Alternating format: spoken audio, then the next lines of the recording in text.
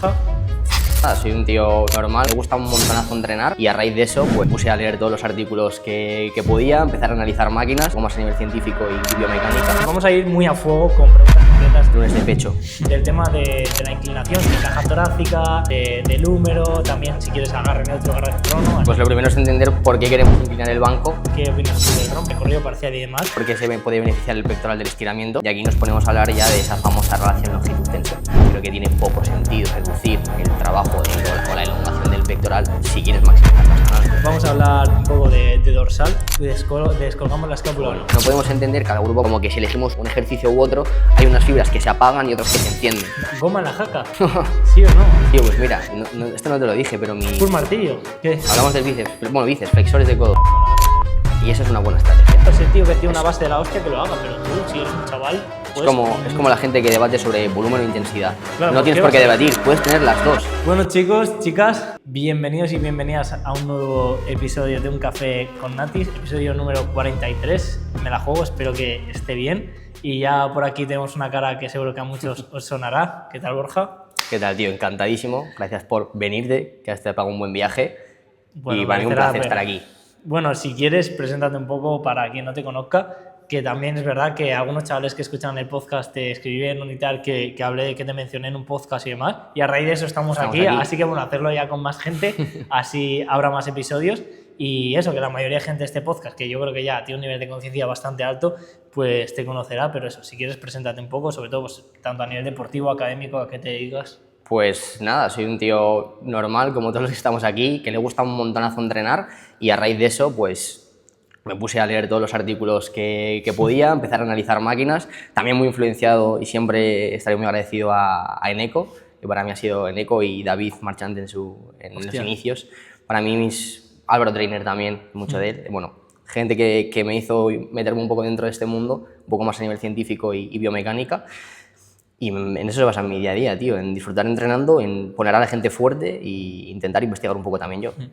Bueno, tendréis también su Instagram y ya veréis que trabajas con mucha gente y que has trabajado con mucha gente, que al final es algo que me parece bastante importante, pues cuando hay una persona aquí, ¿no? Que la teoría es como muy bonita, pero para mí un tío que haya leído la hostia pero no haya trabajado con nadie, es que es como que... Igual es un chaval joven que no depende de él todavía haber trabajado con gente y no se puede hacer nada, pero claro, esa experiencia muchas veces te aterriza toda una barbaridad y me parece súper importante pues, que la gente que se sienta, pues eso, que haya trabajado con gente, que trabaja con gente y coño, que tú tienes bastante nombre, yo considero que tienes bastante nombre en España y a nivel de biomecánica eres un referente, entonces también muy, muy guay por esa parte. Y como es un podcast que lo que hemos hablado, que hay gente como por suerte bastante friki, pues vamos a ir muy a fuego con preguntas concretas que hemos hablado, con algunas que nos han tirado por Instagram, pero sobre todo dudas que yo creo que lo que te decía ahora antes de empezar, que son dudas que puede tener un chaval que hace sus asesorías, que es entrenador, como hay muchos aquí, o que estudia esto y le mola, pero creo que son dudas que puede llegar a tener incluso. Entonces, bueno, son dudas que ya vais a ver que son bastante random si saltamos de un grupo muscular a otro, pero porque hemos intentado eso, abarcar esas cosas más concretas y no irnos tanto a cosas específicas que quizás mucha gente no sabe, pero que otra gente sí. Si queréis algo más básico, pues seguramente haya más podcast a futuro, pues entonces se abordará lo que haga falta, así que vamos a fuego. Bueno, vamos a empezar por el pectoral. Lunes de pecho.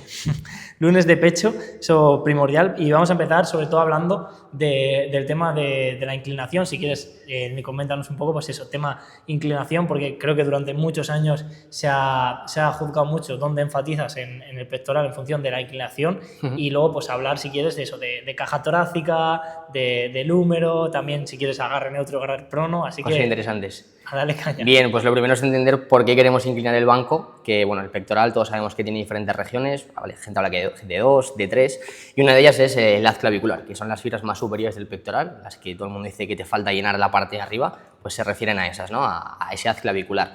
Y es interesante darle un estímulo directo a esa zona, ya no solo porque a nivel estético va a tener una implicación muy, muy clara, sino porque, a diferencia de las otras regiones del pectoral, cumple con otra función, que es la flexión del hombro. Aparte, hay estudios incluso que se ve como esa región más superior del pectoral puede llegar a estar inervada por otro tipo de nervios, lo que también puede hacer que esa activación más regional potencie un poco la hipertrofia. Y esto lo podemos conseguir, como ya vamos dando tips, ¿no? De dos formas. Uno, a través de la inclinación del banco y otro a través del propio agarre. Ahora bien, ¿cuánto hay que inclinar el banco, no? Pues quizá lo que tú venías comentando, el banco no tiene por qué ser la única variable que tenemos que mirar. Sí que es cierto que los estudios comparan directamente diferentes inclinaciones de banco. Si solo tenemos al banco y esa es nuestra variable sobre la que nos fijamos, a priori entre 30 y 45 grados suele ser lo que la evidencia nos dice que va aumentando la activación por parte del haz clavicular y se va reduciendo, o bueno, más bien se va manteniendo, sube un poquitillo y sí que desciende mucho las regiones costales, bueno, la región media e inferior del pectoral. Entonces, ese ya puede ser unos grados en los que movernos. ¿Qué pasa? Que a medida que tú aumentas el grado de inclinación, incluso hasta unos 45, sí que también se ve como el deltoides anterior cada vez aumenta más su actividad. ¿Por qué? Pues porque el componente de flexión de hombro es mayor, ¿no? Entonces, haz clavicular y deltoides anterior, que son los principales flexores de hombros, se llevan más trabajo. Entonces, tenemos que buscar ese sweet spot, ese punto donde el deltoides anterior no se lleve tanto trabajo como para llegar a ser limitante y que el componente de flexión de hombro y aducción de hombro sea suficiente como para que el pectoral sí que se lleve el máximo trabajo. Y aquí es donde entra en juego un poco la caja torácica, ¿no? ¿A qué nos referimos con la caja torácica? Pues hay gente que por su estructura e incluso por cómo ejecuta puede tener una inclinación o un ángulo del esternón un poquito mayor. ¿Qué sucede? Que a mayor ángulo del esternón, es decir, si mi caja torácica está más expandida o simplemente si mi caja torácica es más grande, va a hacer que esa inclinación del banco tenga un efecto directo sobre la trayectoria del húmero, vamos a decir. Entonces, cuanta mayor sea tu inclinación del esternón o más arco lumbar tengas, potencialmente más vas a tener que inclinar el banco. Porque cuanto más te inclines, más estás declinando la posición, por decirlo de alguna forma. No sé si me estoy explicando. Es como si fuese un press declinado. Más o menos, pero exactamente. Un poco anatómico, ¿no? De que en función de esa persona, de la caja torácica y de lo que arquee, como que ya la trayectoria del húmero... Claro, acabará modificar un poco la trayectoria y por tanto pues va a modificar qué región se lleva más estímulo. Entonces tenemos que atender principalmente a esas dos cosas cuando inclinas el banco, ¿no? Cuánto lo inclinas en base a la estructura o digamos la caja torácica que tiene el atleta. Y luego otro punto importante es el propio agarre, que el agarre básicamente lo que va a influenciar es en qué plano estamos trabajando. Cuanto más abierto o más separados llevemos los codos del torso, se dice que hay más aducción y cuanta más aducción haya, menos flexión de hombro hay. Y ya hemos dicho antes que el haz clavicular también trabaja esa flexión de hombro. Por tanto, una trayectoria que combine la aducción más la flexión de hombro, es decir, un punto intermedio entre este y este, probablemente sea un arm path que se llama, ¿no? Una trayectoria del húmero que favorezca el trabajo de esa región. Esto no quiere decir que si no haces una flexión de hombro no vaya a recibir trabajo el haz clavicular. Todas las fibras del pectoral van a contribuir a la aducción, por tanto, en un press plano, el haz clavicular también se va a estar llevando trabajo. Y creo que en muchas personas o mucha gente, muchos atletas, veo que le dan un protagonismo excesivo a la región superior del pectoral. Y antes de darle tanto protagonismo o hacer tanto énfasis en la programación sobre esa región, tienes que preguntarte si realmente te merece tanto la pena. ¿Por qué digo que sí merece la pena? Primero, porque quizá tu nivel de desarrollo del pectoral no es tan suficiente como para focalizarte en esa zona. Y en segundo lugar, porque el total que ocupa el haz clavicular dentro de lo que es toda la superficie del pectoral es un porcentaje muy bajo. Te diría que si no recuerdo mal, entre un 15-20 a un 30%. Entonces es una pequeña parte del pectoral. Así que igual tampoco hay que darle tanto énfasis si no eres una persona que lo requiera demasiado. Y ya que venías diciendo esto, ya voy a aprovechar y te voy a lanzar esta. A la hora de empujar, tú eres más partidario de si vas a meter una aducción, ¿no? De meterla aquí a 90 grados o irte lo que decías ahora, ¿no? Ese híbrido entre una aducción pura y más una flexión del húmero. O sea, ¿qué sueles pautar tú o qué opinas tú o que depende del atleta? Porque yo veo que la gente empuja de distintas formas, tanto a nivel escapular, que la verdad que a mí me gusta más, o sea, en este plano, no tanto aquí. Pero luego ya veo mucha gente centrada full aducción y aquí a 90 grados, pero claro, no sé si también el hombro ahí, el deltoides frontal, pues quizás dependiendo del físico de la persona no te interese. Entonces ya ahí pues, te lanzo esa que me parece también interesante. Pues yo creo que es una decisión un poco más personal. No creo que por abrir más el codo vayas a tener más riesgo de lesión. Quizá puedes comprometer un poco más los tejidos, pero si no hay dolor o si no hay presencia a no ser que sea muy excesivo, lógicamente, que esté presionando sí, que aquí. subas incluso el hombro. Exactamente, si hay un encogimiento del hombro y tal, entonces ahí el problema está de cómo te colocas dentro del movimiento. Pero bueno, yo creo que ahí va a decidirlo más un poco no las sensaciones, pero sí que cómo te encuentres dentro del propio movimiento, lo cómodo que estés, tío. Aparte que no todo el mundo tiene las mismas estructuras, no todas las escápulas son iguales, no todas las articulaciones están dispuestas de la misma forma, entonces habrá gente que se encuentra más cómodo en una zona u otra. No creo que una sea mejor que otra, simplemente son distintas. Y a nivel de hipertrofia, imagínate, yo quiero priorizar a fuego mi pectoral. ¿Qué me dirías? ¿De empuja aquí a 90 grados o un poquito más abajo? Tío, no creo que vaya a haber una diferencia tan grande. Sí que creo que hay mucha gente que cada vez tiende más a cerrar más los codos y a hacer los presses demasiado cerrados. Y ahí sí que creo que puede tener un impacto directo en la hipertrofia del pectoral. Quizá también mucha gente lo hace por miedo a que se le rompa un poco el pectoral. Yo creo que sí, Entonces, que, claro, que ya aquí sientes claro, esa sobre todo en máquinas que sean muy agresivas en estiramiento también puede alertarte un poco más. Pero claro, cuanto más cierres el agarre, o mejor, cuantos menos grados de aducciones tengas, más componente de flexión hay. Y aunque estés en un banco plano, si tú haces una trayectoria con los codos muy pegados, es decir, con mucha flexión de hombro, el pectoral, la región superior del pectoral va a seguir siendo más protagonista. Y si volvemos a lo de antes, que ocupa menos espacio, igual sí que te interesa tener ciertos grados de aducción. Y luego ya, pues, ya aprovechando que estamos yendo rápido y me mola, hablemos del ROM. Vale, Venga. estoy empujando, ¿vale? Y me vengo aquí, ¿vale? No me vengo a 90 grados. Vale. ¿Qué opinas tú del ROM? Porque ahora creo que también está habiendo mucho una corriente de, para mí que no me gusta mucho, la verdad, de recorrido parcial y demás. Sí que es verdad que el pectoral creo que es uno de esos grupos musculares donde más protagonismo creo que puede cobrar ese no pasarte aquí retrayendo escápulas, no pasas aquí anteriorizando hombro. Entonces, tíranos ahí tu opinión, sobre todo a nivel de eso, de ROM. Vale, lo primero, entender por qué se puede beneficiar el pectoral del estiramiento, y aquí nos ponemos a hablar ya de esa famosa relación longitud-tensión. Básicamente es dónde operan los sarcómeros de ese pectoral. Si están pues, más estirados, más acortados, pues podrán aplicar más o menos fuerza. Cada grupo muscular tiene una relación longitud-tensión diferente, ¿no? Sus sarcómeros operan en diferentes zonas. En el caso del pectoral sí que caen en esa rama descendente. ¿Esto qué quiere decir? Que el pectoral pues, puede beneficiarse potencialmente de la hipertrofia mediada por estiramiento, ¿no? Entonces, alcanzar altos grados de longitud va a ser interesante si tú quieres maximizar el desarrollo del pectoral.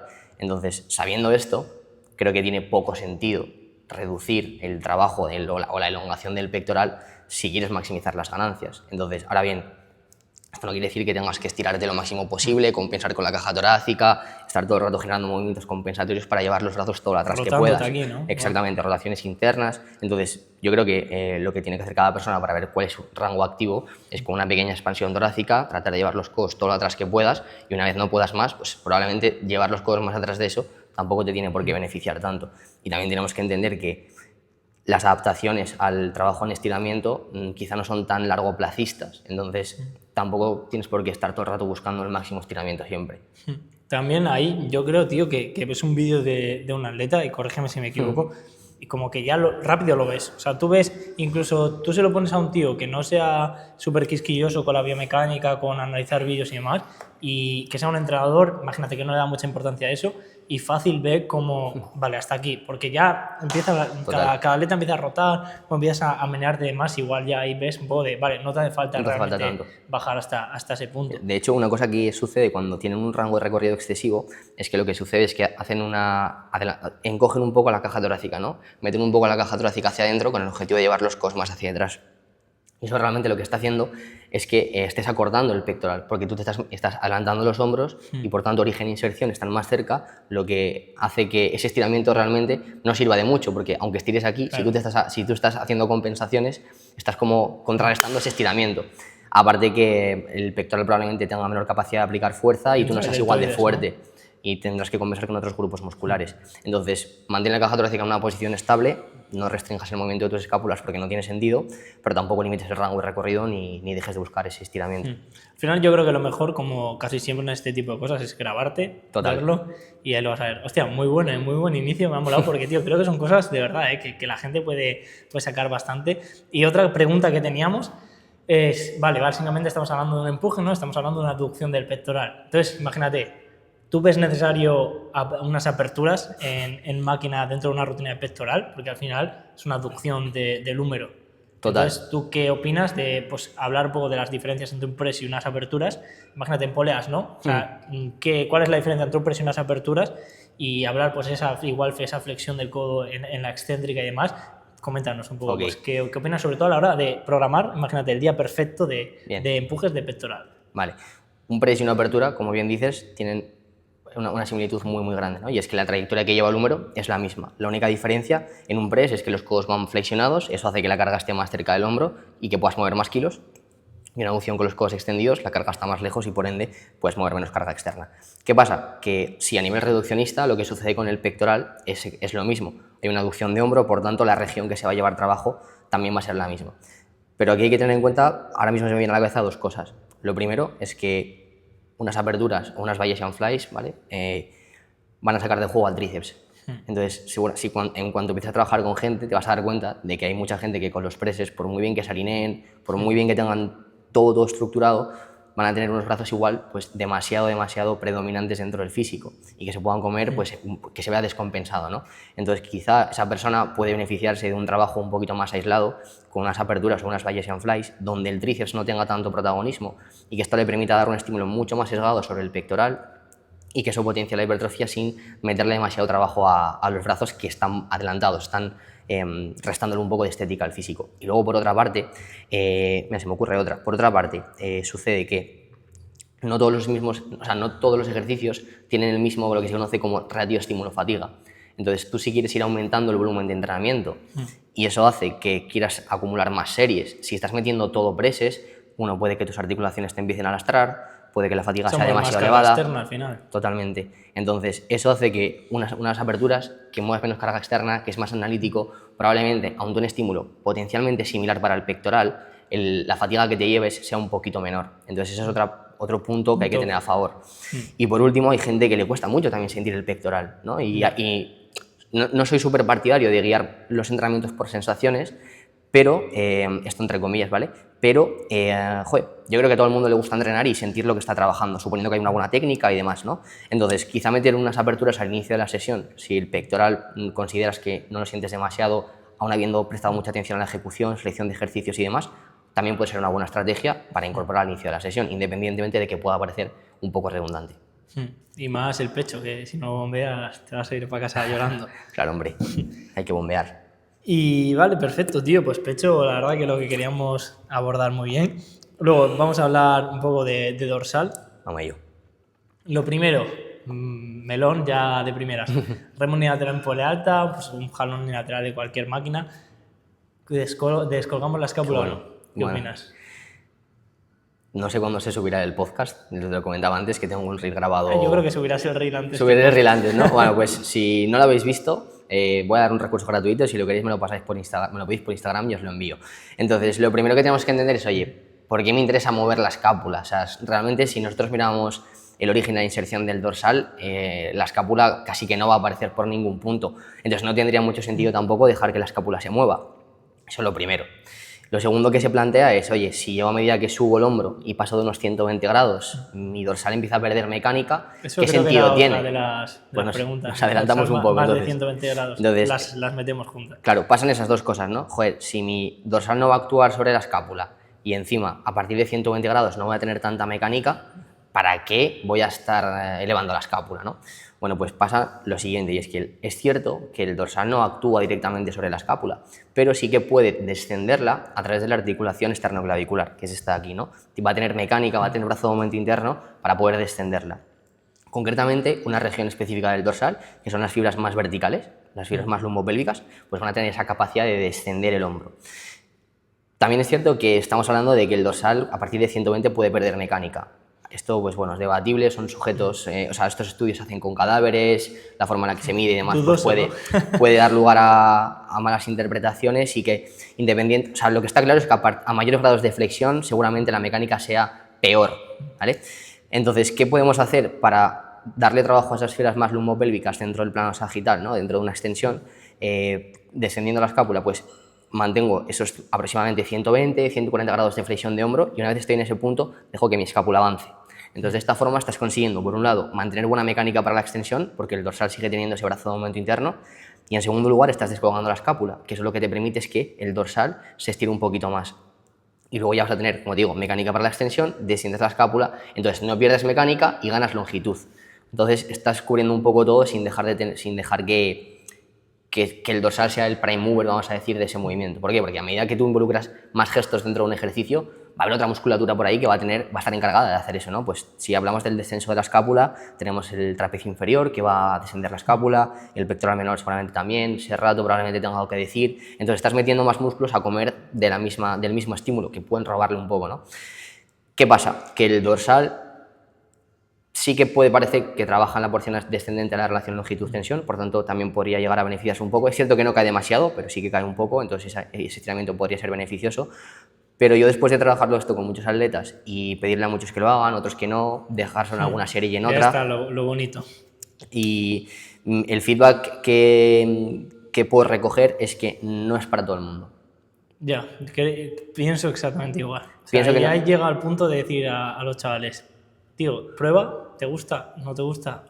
Yo, mi experiencia personal, tío, que me obsesioné mucho con el dorsal después de competir, estuve haciéndolo mucho sin descolgar la escápula, porque todavía esto no se hablaba, y me fue muy bien. O sea, se me desarrolló mucho el dorsal, pero ahora sí que descuelgo y no son malas sensaciones. Entonces, eso me parece top. La realidad es que he visto como hay gente que tiene un muy buen estímulo y esa extra de longitud le va súper bien. Y he visto a gente que el factor limitante, no digo que no acabe siendo el dorsal, pero sí que puede haber molestias o cosas que le incomodan. Me he encontrado mucha gente que el pectoral menor a veces le duele un poco, creo que es el pectoral menor, es decir, no estoy 100% seguro, pero creo que es eso, y les acaba molestando un poco. Y hay gente que no lo sabe estandarizar bien. Entonces, eso me parece muy bien. Lo que les pasa es que cuando descuelgan la escápula, claro, luego dividen el movimiento, o hacen la extensión y luego la depresión, o no saben coordinar bien el movimiento, que también es exponerte y adaptarte, ¿no? Pero creo que para lo que aporta, creo que tienes que valorar, vale, a este atleta le encaja, le gusta, lo disfruta, o este atleta tampoco se encuentra muy cómodo con ello. O sea, no creo que sea el motivo por el que tu dorsal no está mejorando. Creo que va a haber factores mucho más importantes, principalmente la ejecución y la selección de ejercicios, que van a marcar la diferencia más de si elevas o no elevas la escápula.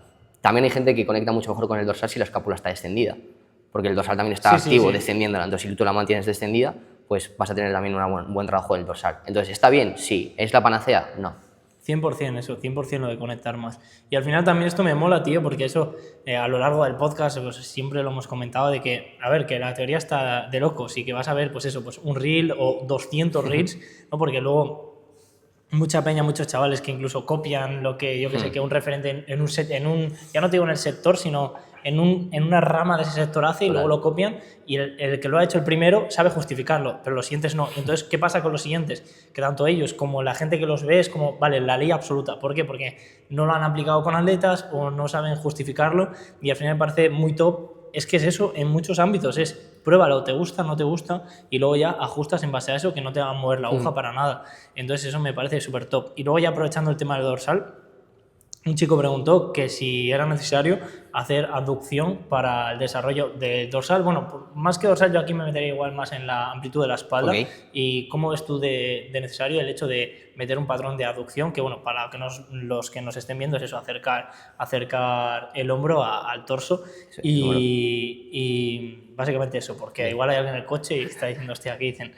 Y básicamente eso, que ¿cómo lo ves tú? Como si lo ves necesario, o imagínate, o solo en un tío que tenga que priorizar la amplitud, o ¿qué opinas? Bien, pues para entender si necesitamos hacer una abducción o no, tenemos que saber qué implica esto y por qué tiene que llegar, o puede o no ser necesario, ¿no? Entonces, primero de todo que tienes que preguntar cómo funciona el dorsal, como cualquier cosa, ¿no? ¿Qué hace y cómo es su estructura? Entonces, el dorsal, igual que el pectoral, tiene distintas regiones. Además, se pueden diferenciar principalmente tres: las torácicas, las medias y las inferiores, ¿no? Las lumbopélvicas. Y el dorsal tiene dos principales acciones que podemos sobrecargar para hacernos fuerte, que es la extensión del hombro y la aducción de hombro. ¿Y qué es lo que vemos cuando analizamos la mecánica del propio dorsal? Pues que estas regiones tienen distinta mecánica en los distintos planos, y esto lo podemos correlacionar con ciertos estudios electromiográficos que sí que ven que en el plano sagital quizá la región más torácica, la región más superior del dorsal puede tener un poquito más de protagonismo, y en el plano frontal quizá la región media lumopélvica pueden tener un poco más de mecánica.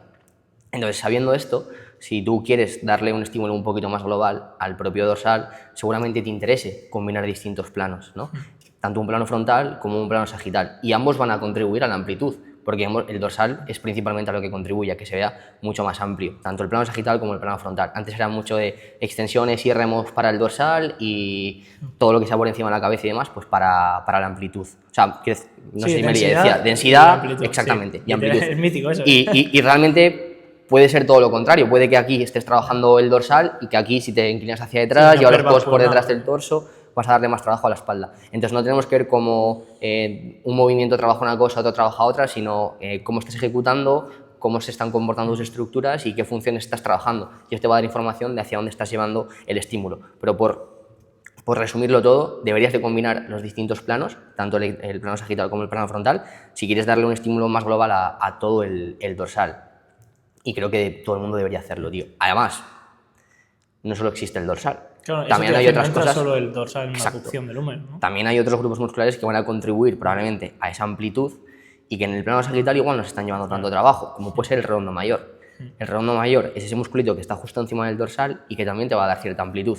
Y en un plano frontal se va a llevar un poco más de trabajo que en un plano sagital, potencialmente, ¿no? Entonces, por eso, como siempre, si tienes disponibilidad, intenta combinar diferentes ejercicios, principalmente que trabajen todas las funciones que realiza ese grupo muscular, y así te aseguras darle un trabajo completo, ¿no?, a todas las regiones. El objetivo siempre es sumar un estímulo neto en cada una de las regiones de cada grupo muscular. Y ahí tienes que ver a cada atleta en qué región tienes que hacer un poquito más de énfasis. Luego ya, que creo que es lo último de dorsal, hablemos de trabajar el dorsal, bueno, la ventaja mecánica que tiene con cada perfil de resistencia, las distintas regiones del dorsal y la importancia, por ejemplo, de trabajar el dorsal en estiramiento, pues para que ciertas zonas y ciertas fibras pues se hipertrofien más. Así que esto es igual es un poco muy específico, pero es lo que hablamos, ¿no?, de ir a lo muy específico. Así que coméntanos un poco, si tú crees, imagínate, yo trabajo el dorsal, ¿Vale? Todas las sesiones en acortamiento y mi dorsal va a desarrollarse por todas las regiones, igual que si lo combino con un poquito más de estiramiento. Ok. Que si no me equivoco, no sé si me estoy equivocando, que las fibras lumopélvicas tenían algo más de ventaja en estiramiento. O sea, lo que le pasa a las fibras lumopélvicas es que en el plano sagital, es decir, cuando hacemos tracciones con los brazos pegados al torso, sí que pueden tener un poquito más de mecánica que la región torácica en altos grados de elevación de hombro. Entonces, si solo estás combinando ejercicios dentro del plano sagital, cosa que ya sabéis que no deberíais de hacer, sí que trabajar en estiramiento podría hacer que el movimiento te genere más demandas cuando la región lumbopélvica tiene un poquito más de mecánica. ¿Cómo podemos conseguir esto? Porque es algo complicado realmente. Si tú te vas a gimnasios tradicionales, es difícil trabajarlo. La mayoría de ejercicios van a ser en acortamiento. Todos los remos con mancuerna pesan en acortamiento. Cualquier remo, en polea, va a pesar más en acortamiento. Entonces, las máquinas, por lo general, suelen pesar en acortamiento, ¿no? Entonces, acabaría siempre dando el estímulo en esa zona. En esa parte del rango de recorrido, ¿no? En Para ese que tramo nos entendáis, final. acortamiento es Exacto. en el caso del dorsal. Cuando el músculo está más acortado. Sí, y en el caso de dorsal, si Abajo tú estás del todo. haciendo una extensión, eso, aquí abajo, pues que te pesa aquí abajo, que os lo habréis experimentado. Si vais a Fitness Park, lo habéis experimentado una barbaridad. Exacto. Porque de la que estáis aquí hay que cerrarlo eso. Exacto. Entonces, más o menos para que lo entendáis, los que no se entiende igual de boca. Entonces, si no estás metiendo ningún patrón de aducción, puede que la región inferior se esté quedando un poco rezagada. Y ahí podrías darle cierto trabajo en estiramiento, aprovechándote un poco de esta teoría un poco mecanicista y que no está validada, que sería el neuromechanical matching, que básicamente... Hay que venir otro día a hablar del neuromechanical matching solo. Básicamente esta teoría dice que si tú generas las máximas demandas en un punto donde hay un grupo muscular que tiene más ventaja mecánica que otro, ese grupo muscular va a ser el que se lleva más estímulo. Entonces, sabiendo que la región inferior, ¿no?, tiene más mecánica que la torácica en altos grados de flexión de hombro, si yo genero aquí las máximas demandas, probablemente esa región lumbopélvica se lleve más trabajo. Esto principalmente lo podemos conseguir hablando de Fitness Park y gimnasios así, pullover, ¿no? Con un pullover.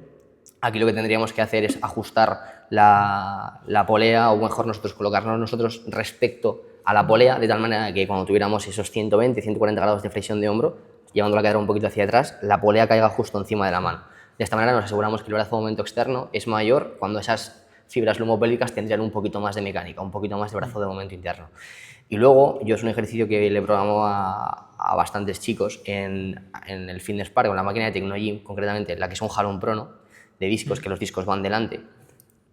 Lo que les pido es que lo hagan, que cojan un maneral, que el asiento lo bajen ligeramente, y el hecho de colocar el maneral te permite trabajar en el plano sagital porque tienes un agarre neutro. Claro. Y al sentarte más abajo, lo que estás haciendo es que la carga, en relación al eje, parta más alejada. Y luego cuando traccionas, la carga se va acercando. Entonces tú cuando estás aquí arriba, la máquina te está generando más demandas de las que te está generando aquí.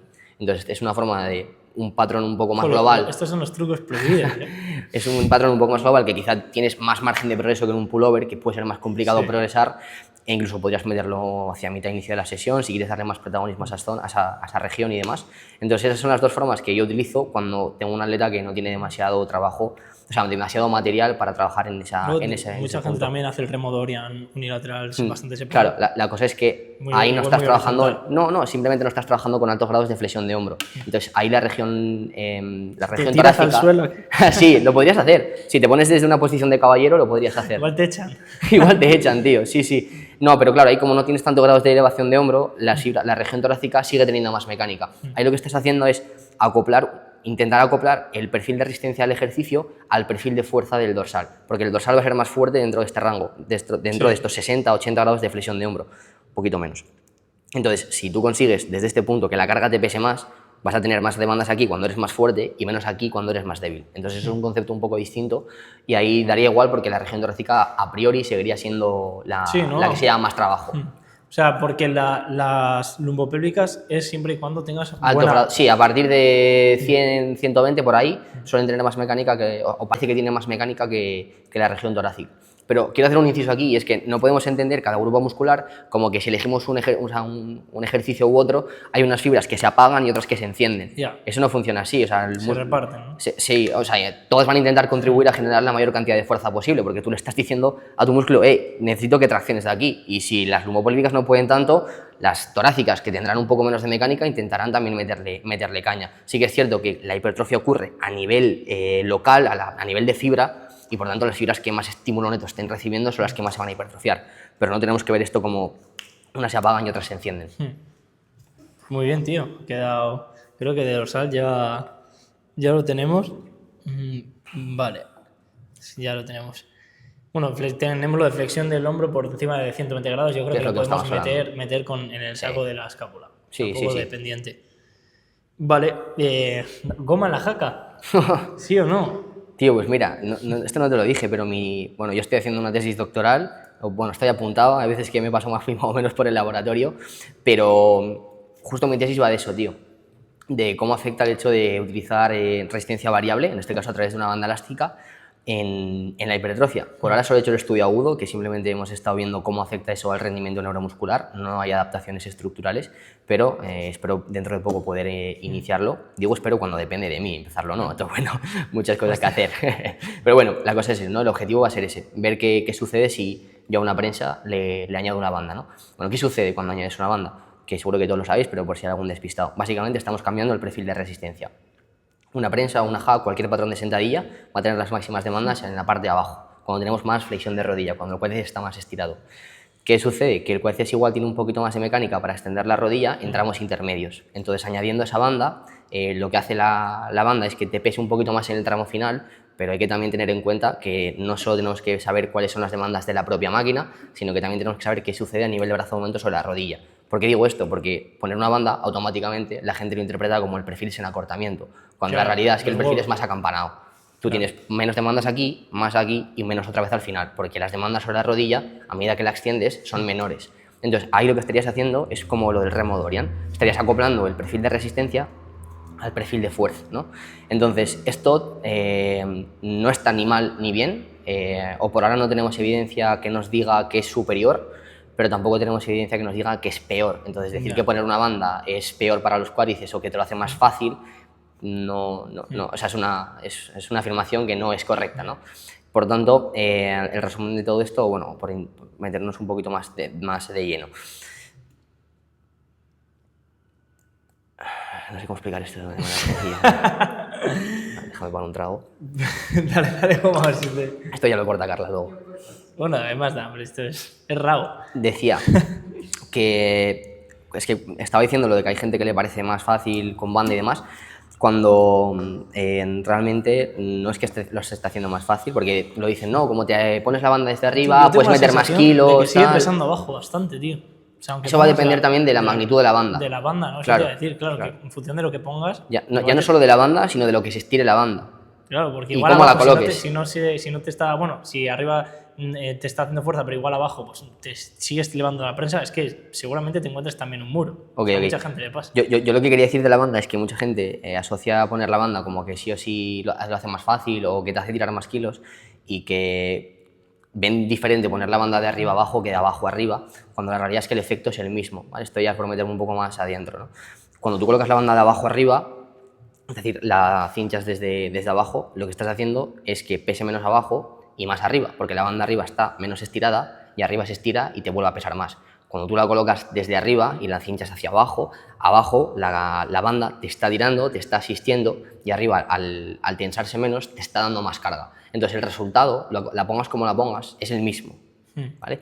¿Cuál es la diferencia? Que una te asiste y otra te resiste. Por tanto, vas a poder poner más carga si la banda la pones desde arriba, ¿vale? Esto es un tip práctico que dejo por aquí. Si algún día tenéis algún atleta con molestias, yo siempre la pauto de abajo a arriba, porque eso lo que hace es que el atleta vea menos carga externa, y eso a nivel de sensaciones o a la hora de afrontar una serie no es lo mismo hacer una hack con 5, 6, 7 discos por lado que con 2 o 3. Entonces yo solo suelo programar de abajo arriba. Ahora bien, que me he liado mucho. Efectos prácticos sobre los cuádriceps. No puedo decirte ni que vaya a crecer más ni que vaya a crecer menos porque no hay evidencia.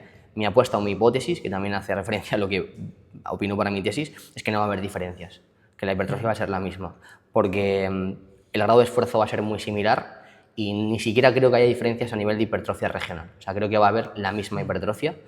Y además, si tu justificación es que generas más demandas en estiramiento, el cuádriceps a partir de 90 110 grados de flexión de rodilla, bajes más o sea, bajar más no hace que vayas a tener más hipertrofia. ¿Te meterán otros grupos musculares? Aductor y glúteo principalmente. A mí me pasa mucho, tío, que el glúteo me tira mucho y luego lo piensas y dices, mira, también puede ser otro tipo de patrones en los que ese ROM, dependiendo del físico, ¿no? Pues igual una persona que le come mucho glúteo. O el aductor, tío. Sí, pero a ver, si te falta todo, tiraré. Total, sí, eso es eficiencia, tío. O sea, realmente, si tú, cuanto más bajes, quizá el cuádriceps no se lleve más estímulo, pero vas a tener más aductor y más glúteo. Entonces, hostia, yo creo que a nadie le sobra aductor, a nadie le sobra glúteo, y encima el cuádriceps te va a crecer lo mismo. Entonces, en el mismo espacio de tiempo estás acumulando una mayor hipertrofia. Bueno, otra pincelada así que te para interesa. Lo del ROM. Así que te interesa, ¿no? Exactamente. Yo, por ejemplo, estoy jodido, tío, a nivel de cadera y necesito que no me pese abajo tanto, tío. Bien, no, está bien, es una buena estrategia. Oye, te duelen las rodillas, incluso si te duele el aductor. Si te duele el aductor el aductor, a medida que tú vas ganando flexión de cadera, vas más abajo, gana mecánica para extenderla. Entonces, si encima tienes altos grados de flexión de cadera y las máximas demandas se dan ahí abajo, el aductor va a tener mucho trabajo. Si tú le quitas trabajo de esa zona, porque tienes una banda elástica, igual no te tira tanto, porque tienes menos demandas en ese punto. Entonces, a nivel de cuádriceps, ¿va a haber alguna diferencia? No. ¿Es una estrategia más? Sí. De hecho, decir que es una gilipollez y luego meterte en una pendular es como ser súper hipócrita, porque una pendular realmente tiene un perfil de resistencia exactamente igual que si tienes una banda, ¿no? Tiene un perfil de resistencia ascendente que cuando lo acoplas a las demandas que hay sobre la rodilla, te queda un perfil un poco más acampanado. Entonces es exactamente lo mismo, tío. La banda es una herramienta más, ni mejor ni peor. Y luego está, tío, el factor psicológico. O sea, no es lo mismo meterte a una hack que te pesa bajo una barbaridad con goma que sin goma. O sea, y sobre todo para gente que igual no llega a unos grados de esfuerzo de la hostia y que tiene que aprenderlo. O sea, es que creo que el hecho de tener una goma muchas veces, tío, hace que la serie sea muchísimo más fluida, obviamente. Y es que tú lo ves metiéndote una pendular. Tienes más capacidad de lucha. Claro, y tú en una pendular, o sea, por ejemplo, a mí la de Gym 80 del FitnessPad, no sé si lo has probado, pero no la he probado. Tío, me parece una pendular de la hostia para estar en un FitnessPad. Pero tú te metes ahí versus meterte, yo qué sé, en la hack de Tecnogym sin goma, y es que echas a correr en la hack de Tecnogym sin goma. O sea, al final, o sea, que vale, que si tienes muchos cojones y demás, pues lo vas a sacar, pero... Ahí va también, ¿no? O sea, que mentalmente es duro, ¿sabes? Una hack también te tienes que curtir, o sea, también tienes que apretar como un cabrón ahí abajo, saber salir del pozo y echarle un par de pelotas, tío, que a todos nos gusta entrenar y entrenar es reventarte, literalmente, o sea, tienes que ir ahí a morir. Claro, pero es eso, que es, o sea, mentalmente también el hecho de luchar eso también, hostia, de joder. Y sobre todo si la jaca igual es una jaca de mierda que tengas en tu gimnasio, que digas, hostia, que esto es un muro. Pero de hecho, mira, me acabo de acordar, esta semana he visto una marca, que no sé exactamente cuál es ahora mismo, si la encuentro te la paso, pero es una hack que viene con un muelle. Y ese muelle tiene el mismo efecto que la banda. Por la parte de atrás, por los raíles, tiene un muelle enganchado arriba que está enganchado a la estructura que se mueve, entonces el efecto que tiene es el mismo. O sea, ya hay máquinas que te aportan esa herramienta, entonces, joder, probablemente si las marcas están haciendo ese tipo de cosas, igual es que puede estar bien también. Pero es que luego depende mucho de la máquina, ¿no? Tú, por ejemplo, pruebas la hack de Cibes, la OG, eso va de puta madre. Total. ¿Sabes? O sea, eso sin goma va muy bien. Sí, bueno, las Cibex pesan... Son buen muro, ¿eh? Además, la nueva sobre todo... La nueva sí, o sea, yo la que tenía el Titan, eso pesa abajo como su puta madre. Sí. Pero la del Body Project, tío, la que vimos el otro día, que estabas ahí... O la Revive también. Sí. Me parece que va de locos. A ver, luego también es verdad que igual no estoy adaptado, no le meto mucha carga y demás, pero eso, no sé, me da la sensación de que tienes... Se pelea muy bien. La peña lo pone muy por el cielo y realmente creo que está de puta madre. Totalmente, tío, si es una herramienta más. O sea, los ejercicios no dejan de ser herramientas, tío. Claro, el tema de gomas y todo, pues lo de adaptar setups, lo que hablamos de ajustar el perfil, depende mucho, o sea, es súper útil para la mayoría de gente, porque la mayoría de gente entrena hoy en día en gimnasios que no tienes material para optimizar el entrenamiento. pero luego, coño, que hay máquinas que están bien. Y si una máquina está bien, aunque sea de Matrix, o sea, de Matrix, por mucho que hagas 40 mierdas, igual no eres más crack, ¿sabes? Si la máquina está bien, Totalmente, aunque sea tío. una marca mala, ¿sabes? Justo esta semana escribí un guión para un reel de marcas de gimnasios, o sea, tipo Tecnogym y Matrix, que están de puta madre, porque las hay. Y con esas La máquinas también te adopción, puedes... metiste la adopción de también, Tecnogym. por ejemplo. Hostia, esa máquina, ojo, de lo mejor de Tecnogym. La única, igual. Otra también metí, ya lo verán. Ya, la otra, guay. Yo no puestaría la de pecho, igual. Bueno, No sé está si mal, serán- pero no puse esa. No sé si serán de las nuevas o de las viejas. De las que te encuentras en un Fitness Park. Es que las viejas de Tecnogym están mejor que las nuevas. No, yo creo que no probé muchas de las viejas. Alguna que he tío. tocado está bien. Vale, pasamos. Bueno, por aquí quieres añadir algo. Nada, creo que me he liado un poco ahí con el tema de la banda y demás, pero bueno, espero que se haya entendido bien. Si no, pues le volvemos a dar en otro podcast. No Bueno, pasa nada. también, en verdad, cuando la metemos en multipower, la utilidad no deja de ser la misma. Sí, funciona exactamente igual. Pues la verdad que guay, porque tío, el tema de las gomas, creo que mucha gente igual lo ve y no sabe el por qué cuando lo ves de fuera o no sabe cómo pautarlo. Claro. Y yo creo que el mensaje es un atleta, una persona que tiene molestias, sobre todo igual en esos grados de mayor profundidad, creo que es algo súper útil, tío, y que Total. marca mucho la diferencia. O incluso si tienes mejor capacidad de lucha, si te permite recuperarte mejor porque a nivel de estímulo-fatiga te encuentras mejor con una banda, pues ¿por qué no? Si eso luego te permite acumular más volumen, para adelante. Claro, y luego ese factor también, eso, adherencia, que al final es a lo que se resume todo. Total. Y disfrutar. Vale, curl martillo.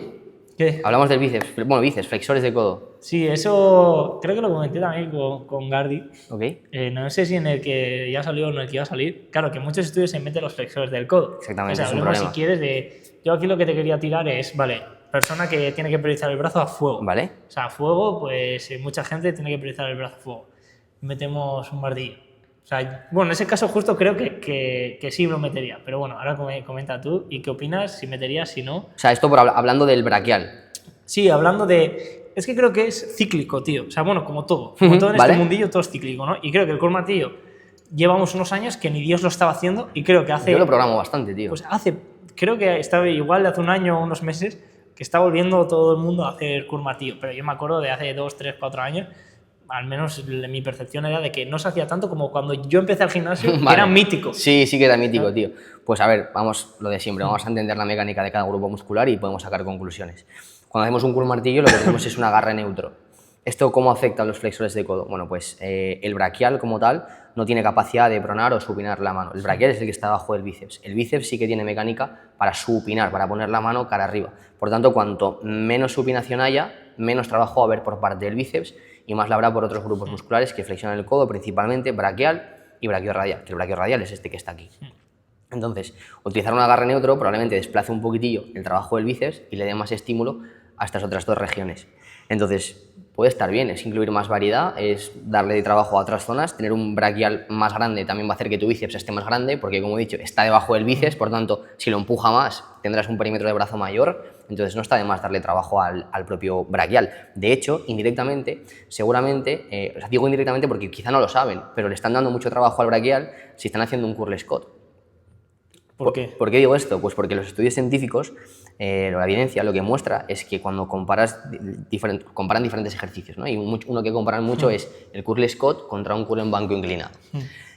¿Qué cambian ahí? Pues el curl Scott tiene flexión de hombro y un perfil descendente, pesa más al inicio, y cuando haces un curl inclinado tienes extensión de hombro y un perfil ascendente. ¿Qué se ve cuando se comparan estos dos ejercicios? Pues todo apunta a que cuando el brazo está flexionado y hay un perfil descendente, se ve una hipertrofia más distal, pero no porque el bíceps crezca más, sino porque dentro de los flexores, que son dos, es el braquial el que crece un poquito más. Entonces parece que un curl Scott puede estar más orientado a que el bíceps braquial se lleve más trabajo, o sea, el bíceps braquial no, el braquial se lleve más trabajo y un curl inclinado se lleve más trabajo el bíceps braquial. Te lanzo otra, te la lanzo ya porque quiero meterlo ahí. Entonces, en ese curl Scott lo meterías ya con agarre neutro. Y esa es una buena estrategia. Si quizá quieres sesgar muchísimo más el estímulo sobre el braquial, podría estar muy bien hacer un Scott con un agarre neutro, porque te beneficias de que lo que parece que ese perfil descendente con hombro flexionado le quite trabajo al bíceps y le dé más trabajo al braquial, y encima estás quitándole supinación, por tanto el bíceps tiene menos mecánica todavía. Entonces el braquial seguramente tenga que asumir más responsabilidad. Entonces seguramente si tu objetivo es darle mucho trabajo a ese grupo muscular, porque por lo que sea le está dando más trabajo, pues seguramente es un ejercicio de puta madre. Ojo, ya tenéis dos chavales, el el del plano sagital ahí en la del jalón de Tecnoin y este te diré que lo vengo haciendo, ¿eh? Lo vengo haciendo. Lo que pasa es que sí que me cuesta un poco alinearme y tal, y no sé si lo tendré que hacer. También se va a llevar mucho trabajo el braquiorradial. Seguramente tengas agujetas más hacia esta zona, o potencialmente deberías tenerlas, porque el braquial sí que, o sea, el braquiorradial sí que parece que trabaja en esa porción descendente y que al trabajo del estiramiento podría responder bien. Entonces, como tienes un perfil descendente y no es que estés con un agarre prono, pero sí supino, o sea, sí neutro, también se va a llevar bastante trabajo. El braquiorradial siempre se va a llevar trabajo. Pues muy buena perla este también, ¿eh? Y bueno, este también es buen tema. Hablemos de las elevaciones laterales. Ok. Un chico me lleva tiempo preguntando por YouTube que eso, hacer un vídeo de elevaciones tal. Y he dicho, hostia, ya aprovecho Vale. y escribimos a Borja Fo, pues hablar un poquito de... También otro me preguntó, ¿cuál es la diferencia entre mancuerna y polea? Vale. Vamos a hablar de mancuerna, polea, altura de la polea, y por delante y por detrás. Y si quieres, bueno, máquinas, que quizá máquinas tampoco tal, porque igual hay muchas máquinas y más igual hablando de perfil de resistencia, Total. se entiende. Entonces, bueno. Ok, empezamos por diferencias entre mancuernas y poleas. Sí, empieza por ejemplo. ahí para que todo eso quede bien claro. Pues esto está chulo porque aquí lo que estamos jugando es con el perfil de resistencia, ¿no? ¿Qué quiere decir esto? Que vamos a modificar las demandas del propio ejercicio. Las mancuernas son una carga gravitacional. Esto quiere decir que su vector de fuerza siempre es hacia abajo, hacia el suelo. Entonces, cuando nosotros hacemos unas elevaciones laterales, lo que sucede es que a medida que avanza el movimiento, la carga se aleja más del eje de rotación, que es el hombro. Por tanto, esto nos deja un perfil ascendente. Es decir, nos va a pesar más en acortamiento. Sin embargo, cuando lo hacemos en polea, podemos jugar con diferentes perfiles. ¿En base a qué? A cómo coloquemos la polea. Si la polea la colocamos más desde abajo, seguramente el punto de máximas demandas esté en un rango intermedio. Aquí pese menos, aquí más y aquí vuelva a pesar menos. Y si colocamos la polea a la altura de la mano, probablemente suceda que las demandas sean mayores en este primer tercio y desciendan una vez subes arriba. ¿Y a la altura del hombro? Y a la altura del hombro, sí, bueno, luego Iago está poniendo. Y Dani. Nos podemos meter ahí. Pero básicamente, pues eso, si ponemos la mano a la altura de la polea, quedándonos con los ejemplos más a los extremos, ¿no? La polea a la altura de la mano tienes un perfil descendente, aquí te pesa más y aquí te pesa menos, y una mancuerna te pesa menos aquí y más aquí. Y justo esto lo compararon en un estudio. Cogieron a un grupo de sujetos y durante 8 semanas, si no me equivoco, un brazo entrenaba de una forma y otro brazo entrenaba de otra. Después de esas 8 semanas no se vieron diferencias significativas en la hipertrofia a nivel de diferencias. Sí que hubo hipertrofia, pero no hubo diferencias significativas entre un brazo y otro, entre un perfil y otro. Además de esto, no solo midieron la hipertrofia del deltoides en conjunto, sino que lo midieron en 2 secciones, ¿no? Una más proximal y una más distal. No hubo diferencias significativas, pero sí que pudo verse una pequeña tendencia. Seguramente el tamaño del efecto no sea tan muy grande y los efectos puedan ser tribales, ¿no? Pero con un perfil descendente la hipertrofia podía ser un poquito más distal, es decir, más hacia abajo, y con un perfil ascendente más a proximal. Entonces, como siempre, cuanto más estímulos combines y más trabajes en todas las zonas de la relación longitud-tensión, en todas las zonas del rango de recorrido, muchísimo mejor. No te quedes con una, ambas tienen sus cosas, y a las dos le vas a poder sacar mucho partido y te van a ayudar a que crezcas. Entonces, no hay una mejor que otra. Quizá con una tengas más capacidad de exprimir las últimas repeticiones, porque cuando pesan muy sí, aquí, acabas haciendo parciales. Y la progresión al final de las y es más complicado. Que se estanca todo Dios. Total. Y con polea pues igual tienes más capacidad de lucha y te puedes encontrar un poco más estable, más cómodo. Entonces, bueno, tienen sus ventajas y sus inconvenientes. Luego, por delante y por detrás. Ok. Cuando hablamos de por delante y por detrás, quiere decir que el cable va o viaja por detrás del torso. Cuernas que ahora bastante lo estoy probando también. Sí, un poquito declinado, te da un poquito más de demandas. Sí. Realmente eso lo que consigues es que como estás un poquito más hacia atrás, el deltoides parte de una posición un poquito más elongada. Entonces puede estar bien. Pero bueno, que por delante, por detrás, ¿qué diferencias hay? Bueno, cuando trabajamos con el cable por detrás, a priori vamos a tener potencialmente una mejor alineación, porque vamos a trabajar en el mismo plano en el que se desplazan las fibras, en el que se alinea, o sea, en el que se mueven las fibras, entonces hay un poquito más de alineación. Y sí que es cierto que cuando trabajas por detrás del torso, te puede generar una pequeña rotación del hombro, rotación interna. Entonces eso puede hacer que se estire un poquito más el deltoides anterior y ahí le puedas dar un poquito más de trabajo. Cuando vas por delante, pues una rotación externa. Cuando vas por delante, aquí sí que te puede generar esa rotación interna que puede hacer que le des un poco más de trabajo a la parte de atrás, al deltoides posterior. Aunque realmente hablamos siempre del deltoides como 3 zonas o 3 porciones, cuando hay estudios que ya hablan de 7 porciones incluso. Entonces, podríamos decir que el deltoides lateral podría tener ciertas porciones más posteriores y ciertas porciones más anteriores. Entonces también puede tener sentido combinar diferentes planos. Yo suelo trabajar mucho también con wide raises que vayan por delante del torso, que también seguramente le den más trabajo a la zona de atrás. Entonces, lo mismo de siempre, no hay una mejor que otra, son herramientas.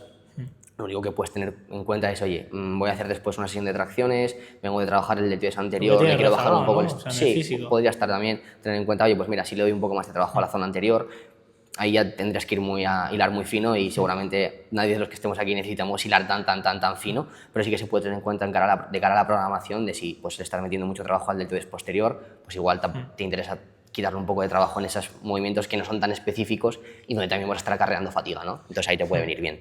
Y luego es un factor también a tener en cuenta que si tú entras en un fitness park, vas a las 8 de la tarde y, por ejemplo, ves la estación del Remo Gironda que está vacía, pues seguramente hacerlas ahí de forma bilateral Total. Te vaya muy bien y ahí, salvo que seas, yo qué sé, del Circo del Sol, pues las vas a tener que hacer por delante. Entonces, bueno, también esos factores de que igual no te merece la pena rayarte de qué tal, que es más óptimo, porque la diferencia entre tumbarte en el Gironda, hacerlas por delante, a coger una polea para hacerlas por detrás unilateral a las 8 de la tarde en un fitness park, es de media hora de entrenamiento para hacer 2 series y al final son cosas que también hay que valorar. Total. Y también te lanzo hasta qué punto subes o variarías.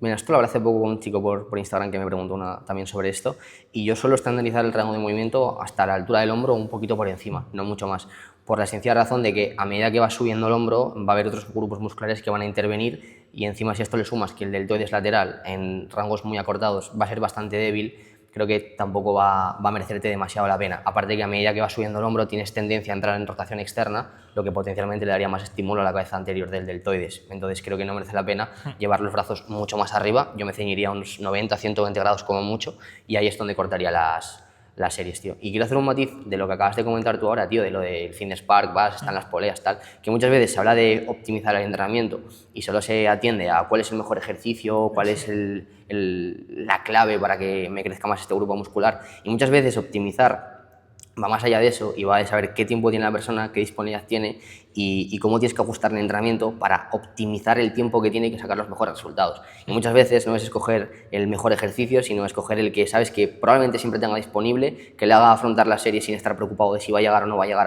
al final de la sesión. Y simplemente era por matizar que eso es más optimizar que lo otro. Muchas veces cuando trabajas con gente te das cuenta de que no todo el mundo tiene 4 horas para entrenar.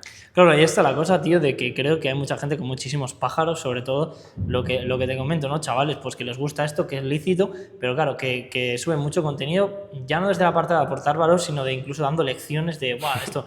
Claro, o sea, no has trabajado con apenas gente, luego trabajas con gente y a mí ha pasado de algún chaval me ha pasado con pocos, pero míticos chavales, yo qué sé, que te piden 40 cosas que le ajustes. Llega un punto que yo voy a ajustar todo lo que me pidas, porque obviamente vamos a hacer lo que tú quieras en última instancia porque tú, o sea, lo principal es que tú estés cómodo. Y al final igual el resultado de lo que se acaba haciendo es una mierda. Pero claro, tú no sabes si yo lo he hecho de base o porque ese tío me lo ha hecho 80 veces, ¿sabes? Y luego, yendo a raíz de eso, muchas veces el propio atleta o su propio contexto, ya estoy hablando pues de yo que sé, un atleta bien, ¿no? Un chaval, yo que sé, que te cumple, que va bien todo. Muchas veces el propio atleta, sus propios objetivos y su propia vida determina el plan. O sea, Totalmente. Tú haces una base adaptada, pero ese tío te va poco a poco diciendo, Borja, Sergio, este día, esta sesión imposible pillar estas 2 poleas, vale, lo modificamos. Y empiezas desde esa estructura y queda algo que igual no es lo que tú hubieras hecho de base, pero claro, tú has tirado de base a hacer el 100% de óptimo, ¿no? Pero claro, luego te vas bajando un poquito, si puedes bajarte hasta el 90, mejor que sea hasta el 70. Pero claro, si a ese tío le tienes que bajar hasta el 70% de óptimo para que cumpla todas las semanas, se va a poner como un animal, porque si le dices que se quede en el 100 y dices, no, esto es inamovible, el día que esté 4 horas en el gimnasio y al día siguiente te que levantarse a las 6:30 de la mañana a trabajar, te va a decir, a tomar por culo, ¿sabes? Igual Total, gente hasta que se quema. Y creo que ese concepto de ahora mismo se vende como, claro, como que hay que buscar la píldora, hay que saber una barbaridad de más, y el hecho de hacer eso creo que tiene el peligro de que mucha gente percibe como, o hago esto o estoy entrenando mal. Hostia, no estás entrenando mal. Mira, no sé si a ti te da la sensación, tío, pero creo que se nos ha olvidado o que hemos perdido un poco la cabeza en este sentido, porque creo que hay mucha gente que ni siquiera disfruta de entrenar por tratar de optimizarlo todo, tío. Y yo al gimnasio vengo a divertirme, y vengo a pasármelo bien, vengo a entrenar, y muchas veces el hecho de que me motive más un ejercicio que otro, creo que es razón suficiente como para meterlo antes que el que es más óptimo. De hecho, esa motivación de cara a un ejercicio, esas ganas de afrontarlo, seguramente tenga un impacto directo en la hipertrofia, porque vas a progresar más y ya simplemente el hecho de estar más motivado se ha visto que puede afectar a esa reclutación de unidades motoras de alto umbral, ¿no? Esto es básicamente aquellas fibras que tienen más potencial para crecer. Entonces, hostia, tío, vete a disfrutar. Si no disfrutas de tu entrenamiento, algo estás haciendo mal. O sea, no estás optimizando nada si no disfrutas del entrenamiento. Porque yo vengo aquí a pasármelo bien, a entrenar, a progresar. Si no progreso, porque estoy haciendo el ejercicio más o menos óptimo, si no tengo tiempo para acabar las sesiones, no estás optimizando nada, tío. Estás tirando piedras contra tu propio tejado.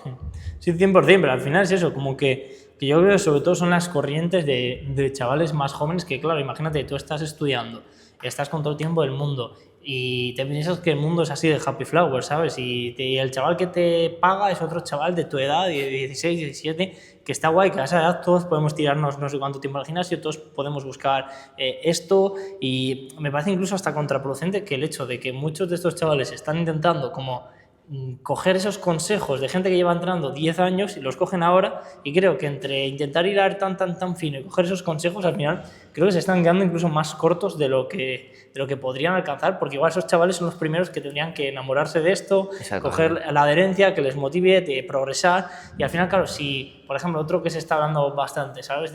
Ahora me da la sensación de que mucha gente está hablando mucho del estímulo y poco de la carga, que lo entiendo, sobre todo un tío que lleva 10 años entrenando, pero si tú ya 6 meses tienes un margen para mejorar en cargas brutal. No cojas el consejo del tío que lleva 10 años, que lo tienes que escuchar, pero igual no es tu momento de aplicarlo. Y al igual que, por ejemplo, todo lo que os estamos diciendo, ¿no? De descolgar la escápula.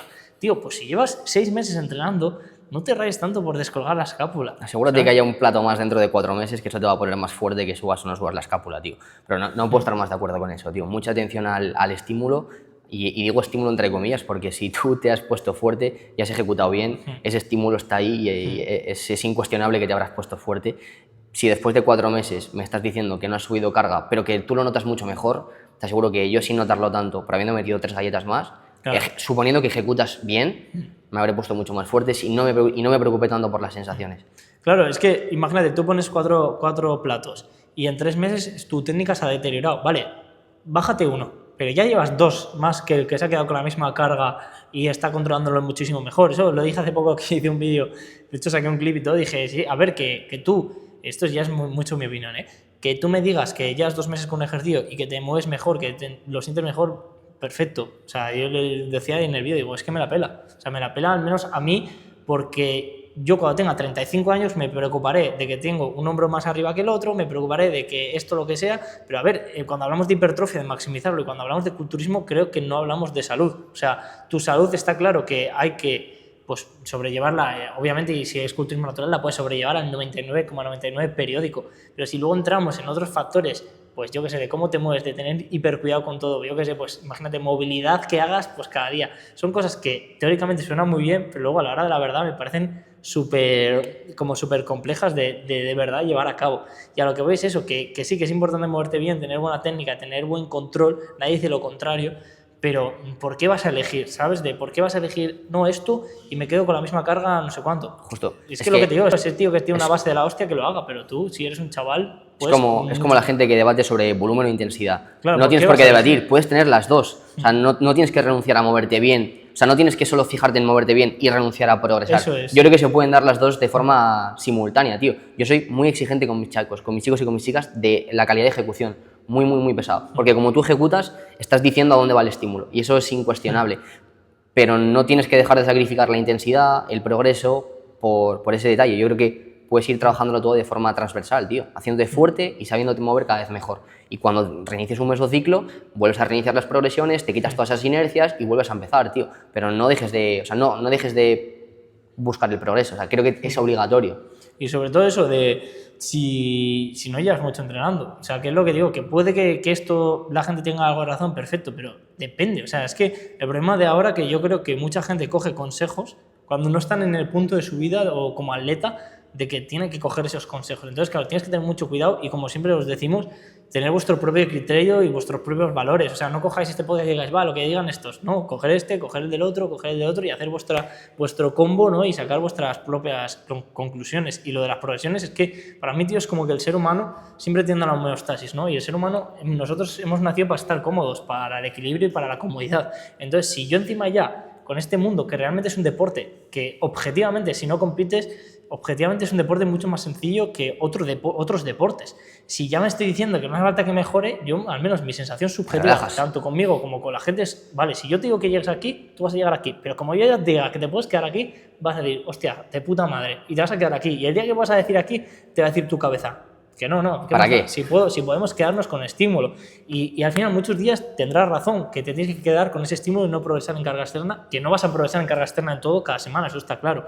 Pero habrá días que sí puedas, coño, y ese día igual te sirve para ver que puedes mover esos kilos y a la semana siguiente igual los mueves a menos repes porque estás un poco más cansado, pero ya vas más motivado porque lo has movido y es como, coño, que como cada vez estamos intentando ser más cómodos en este mundo.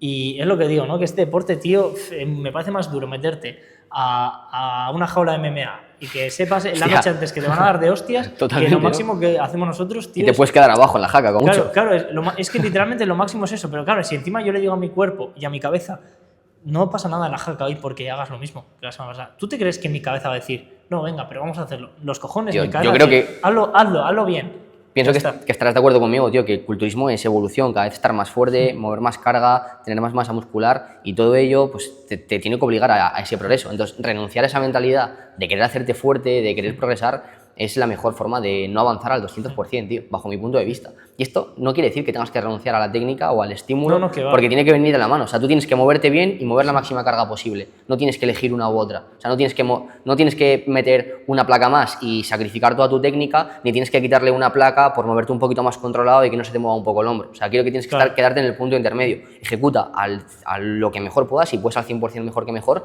pero métele toda la carga que puedas, tío. Intenta progresar todo lo posible. Que la progresión no es algo que tengas que forzar o algo, mejor dicho, que tengas que buscar. La progresión es una consecuencia de exponerte a ese estímulo y necesitar pues, nuevos umbrales para generar esa adaptación. Pero tienes que ir detrás de ello. Claro. Tienes que ir detrás de ello, ¿no? Tienes que intentar buscarlo. Exactamente, intenta hacer una repetición.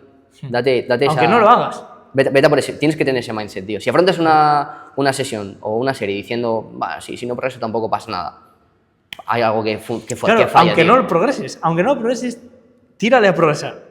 Aunque igual lo progresas y lo mueves mejor técnicamente, mejor control, ya has progresado. Totalmente, pero tío. Como te metas diciendo, no, el estímulo, sí, una semana te lo puedo comprar, pero luego, tío, ¿cómo mides eso? ¿Sabes? En plan de, ¿cómo lo mides? Ya, ¿sabes? sí, es muy subjetivo, ¿no? Claro, o sea, no sé, y al final, tío, que también, o sea, cuando os decimos esto no es por, yo qué sé, por leer o lo que sea, es por, lo has visto, o sea, tú llevas mucho tiempo entrenando gente y lo ves, tío, o sea, cuando llevas mucho en el gimnasio, ves lo que funciona, ves patrones. Y al final eso es sacar conclusiones también. Pero bueno, no sé si quieres añadir algo de este tema. No, yo creo que está bien así. Y yo creo que llevamos una hora. Para cerrar, te voy a lanzar una pregunta que se la lanzo a los que vienen y ¿Vale? que me mola mucho, sobre todo para los chavales que lo ven, que creo que hay bastante chaval pues, que quiere ser entrenador o tal. Consejos, sobre todo no tanto a nivel prácticos yo qué sé, de por ejemplo, cómprate esta cámara, no, sino consejos más que a ti te han ayudado a vivir de tus asesorías, a ser bastante referente. ¿Y qué es lo que tú dices? Ahora miras para atrás y dices, joder, gracias a ese Borja de hace 8 años que hizo esto y no paró, o gracias a esta mentalidad, o gracias a esto que leí este día. O sea, lanza lo que quieras a modo ya de consejo práctico. Creo que no soy la mejor persona porque a mí se me ha ido dando de manera orgánica. O sea, yo empecé a compartir contenido por Power Explosive, tío. Me acuerdo que estaba de Erasmus. Yo empecé todo esto estando de Erasmus, tío. Que suele ser raro, pero yo estaba en Erasmus y me iba a dormir porque al día siguiente entrenaba y mis colegas iban de fiesta. Pero empecé a compartir contenido. De hecho, me acuerdo que la primera publicación que subí, tío, fue también relacionado con el tema de cuando nos encerraron, porque yo estaba de Erasmus, me tuve que volver, sí. Y ahí empecé a subir contenido, tío, también motivado por David, y simplemente pues porque estaba aprendiendo el tema y dije, hostia, David dice que hay que compartir, que así es la forma de crear tu marca personal, tal, y dije, bueno, pues venga, voy a empezar a compartir cosas que vaya estudiando y tal, y como estaba en la carrera, pues aprendí formas de buscar la información, de no opinar por opinar, sino mirar fuentes contrastadas y demás, y veía que mucha gente solo soltaba opiniones y yo decía, joder, yo quiero hacer estas cosas también a raíz de Neko y demás, de hacer cosas basadas en evidencia y tal. Y empecé a compartir contenido, tío, y me gustaba muchísimo entrenar.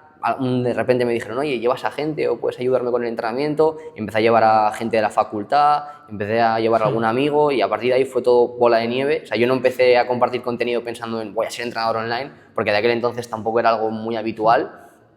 Y yo creo que el mejor consejo que puedo dar es que aprendan mucho, que estudien mucho y que no se queden con lo que escuchen, que de lo que escuchen se crean la mitad y la otra mitad la vayan a corroborar y que se cercioren de la información, tío, que no repitan lo que escuchan, es súper importante, y que tampoco tengan miedo a divulgar, tío, que todos nos equivocamos, seguro que yo también cometí y dije cosas que ahora estoy en contra o que lo veo de otra forma distinta, y eso también es proceso del aprendizaje, y sobre todo no hablar con sentencias, no hablar con la seguridad de que sabes absolutamente todo, no hablar como de manera categórica, que es algo que veo mucho ahora, tío, y que me toca bastante los cojones porque yo cada vez que estudio más me doy cuenta de que sé menos y la gente habla con una digamos, curva, una facilidad. Tío. La curva sí, está sí, ¿no? sí, sí, la sí, ignorancia, sí, eso es la hostia. Entonces, bueno, tío, creo que me estoy liando demasiado, ¿no? Pero bueno, mi mensaje es que si queréis compartir contenido, hacerlo.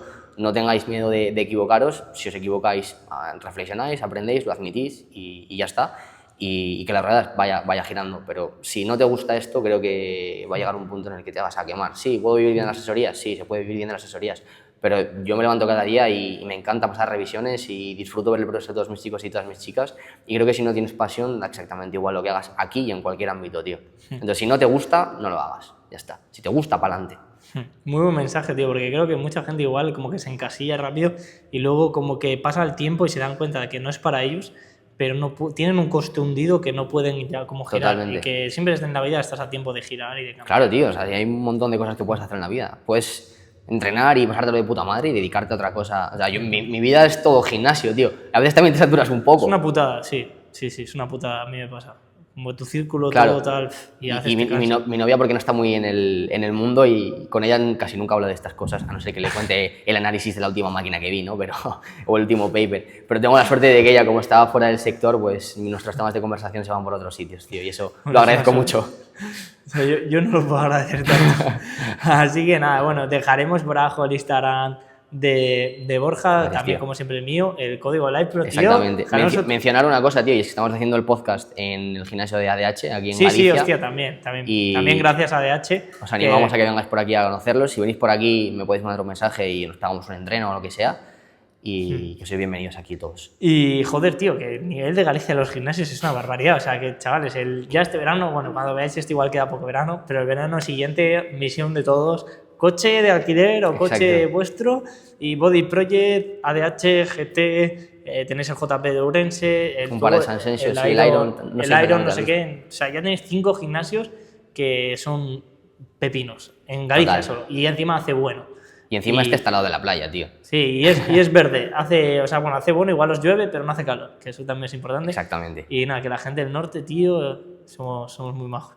Bueno, yo he de decir que soy de Asturias, ¿eh? Yo de Cantabria, la verdad, no soy Yo tiro la tierrina, tío. Hostia, el otro día que Borja pusiste Asturias, Galicia, País Vasco y luego Cantabria. Bueno, pero... eso lo podéis decir. Yo creo que vais a estar todos de acuerdo que el orden de... Bueno, lo primero es que todo lo que sea de Oviedo, o sea, de Asturias y demás para abajo no es norte. Para mí el norte es Galicia, Asturias, Cantabria, País Vasco, y el orden es el que te dije, Asturias, Galicia, País Vasco y Cantabria. Va, yo creo que el orden estoy de acuerdo, menos obviamente Cantabria lo pondría por delante de País Vasco, porque los vascos son incluso más cerrados que nosotros, tío, y mira que nosotros somos cerrados, pero los gallegos y los asturianos son más majos, tío, que los cántabros. Los asturianos somos la comunidad más querida de toda España, tío. ¿Más querida? Sí. Hostia, puede ser, puede ser.